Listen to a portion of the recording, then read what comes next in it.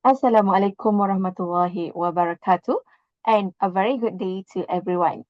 My name is Nurul Imani binti Abdul Halim, and I am currently pursuing a master degree in special education at University Kebangsaan Malaysia.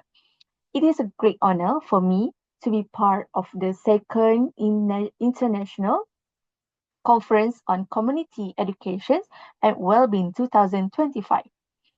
Today, I am pleased to present my conceptual paper titled Building a Sustainable Psychosocial Support Framework for Parents of Children with Special Needs in Malaysia, Bridging Policy and Practice. This paper was developed as part of my postgraduate research journey with writing guidance and academic input from Dr. Muhammad Shazwan Zainal, Faculty of Education, University Kebangsaan Malaysia. To begin, let me share the background that led me to this study.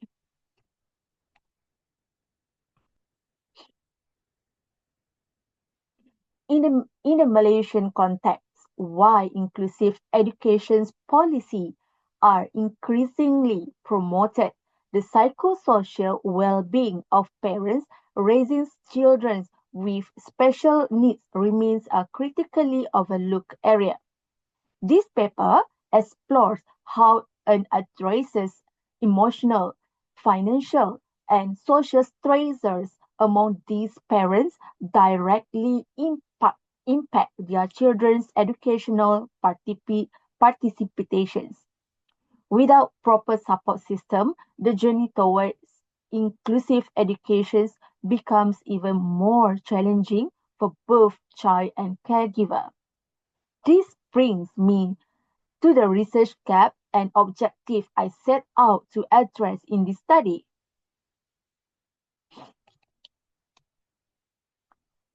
Through literature review and field observations, I discovered that existing psychosocial support systems tend to be fragmented, reactive, and largely urban-centric. Many rural families are left without access to appropriate resources. The main objective of this paper is to propose a comprehensive, culturally grounded framework for psychosocial support tailored specifically to the Malaysian context and aligned with national education aspirations. To develop this framework, I drew upon a well-established psychological theory, which I will now introduce. This framework is grounded in Hopeful's Conservation of Resources theory, 1989, which stated that individuals experience stress when there is a threat to, or a loss of valuable resources such as time, energy, finances, and support. In the case of parents caring for children with special needs, these resource depletions are common and can severely impact their mental health, stability, and caregiving capacity. Based on these foundations, I constructed a framework consisting of six interconnected support domains. Let me take you through them.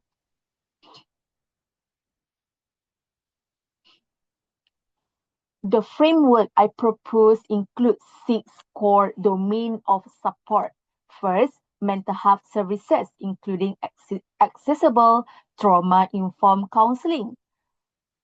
Second, peer and community support, structured support group and shared life experiences. Third, financials and resource assistance, covering therapy costs, work flexibility, and tax relief. Fourth, inclusive education support, strengthening teacher-parent partnership and autism-focused training.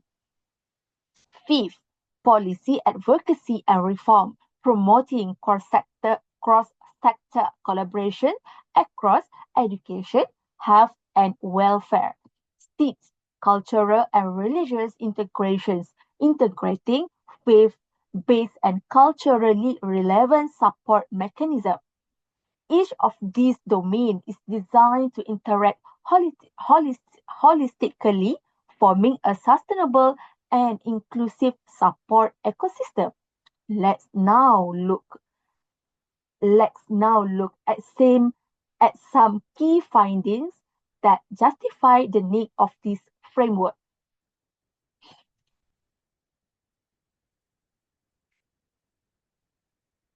My literature review My literature review highlighted four key gaps. First, services are heavily urban centered, limiting rural access. Second, peer support groups are informal and lack institutional backing. Third, financial assistance remains limited and inconsistent. Fourth, parent-school collaboration is weak, affecting inclusive learning practices. These findings indicate systemic gaps that proposed framework aims to address in a structured and scalable manner. Let's explore the policy and practical implications next. Based on this finding, I propose the following recommendations. First, integrated caregiver support into national education policy, recognizing parental mental health as a pillar of inclusion. Second, encourage cross-sector collaboration between key ministries, especially education, health, and welfare. Third, align efforts with national and global strategies such as SDG 4 and Wawasan Kemakmuran Bersama to 2030 to enhance sustainability and accountability. Looking forward, I see important opportunities for future research to build on this work.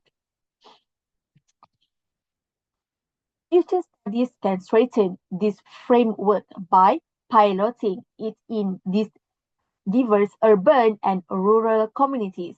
Second, using mixed method and longitudinal approaches to measure real-world outcomes. Third, adapting the model with sensitivity to cultural and gender-specific needs. These next steps are essential for scaling the framework nationally and ensuring long-term relevance and impact. Let me now summarize the key takeaways from this paper. To conclude, this conceptual paper offers three main contributions. First, a holistic and culturally responsive support framework for parents. Second, a bridge between academic insight and practical policy actions. Third, a call to prioritize caregiver well-being as central to educational inclusion. Supporting parents is not only a moral responsibility, it is a strategic necessity in building an equitable and resilient education system. Finally, I would like to thank for your kind attention. Thank you once again for engaging with these presentations. I hope this framework contributes meaningfully to ongoing discussions and efforts in supporting families of children with special needs in Malaysia. If you have any question or would like to explore collaborations, please feel free to contact me at this email. Assalamualaikum warahmatullahi wabarakatuh. And thank you to the ICCEW 2025 committee for this opportunity. Thank you.